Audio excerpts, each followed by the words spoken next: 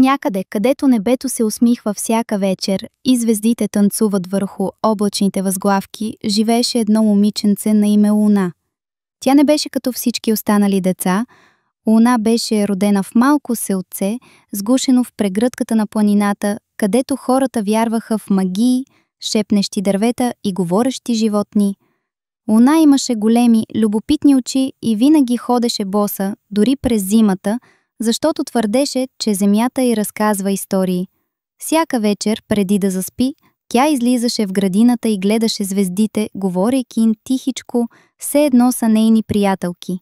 И наистина, звездите я слушаха.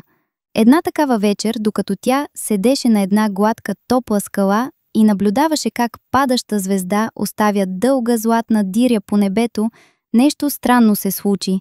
Небето се разтвори като книга и от него се спусна пухкаво мече, светещо с меко синьо сияние. То падна право в градината на Луна, но не се удари, а се приземи леко като перце и тихичко се прозина. „Кой си ти?“ попита Луна, без да изглежда уплашена. „Аз съм Зори, звездното мече. Изгубих се.“ Мечето наведе глава тъжно. „Паднах от небесната пътека.“ „Ще ти помогна“, заяви тя с блясък в очите. Без да губят време, Луна и Зори тръгнаха на пътешествие, за да открият отново пътеката към небето. Те минаха през гората на шепнещите листа, където всяко дърво разказваше история, но само ако го попиташ с добро сърце. Една стара върба им прошепна, че пътеката към небето може да се открие само ако събереш 3 вълшебни светлини – от песента на вятъра, от сълзата на смееща се фея и от усмивката на камък. „Това звучи невъзможно!“ възкликна Зори.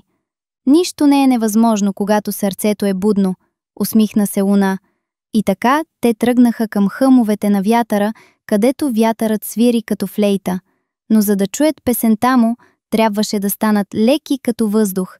Луна измисли хитрост. С помощта на семена от глухарчета и смях, те се издигнаха над хълмовете и вятърът им подари песента си. Тя се скри в малка бутилка от светлина, която Луна носеше на врата си. След това трябваше да открият фея, която се смее толкова силно, че очите й се насълзяват. Затова отидоха в долината на шегите, където живееха феите клоуни. Там Луна разказа такава нелепа и весела история,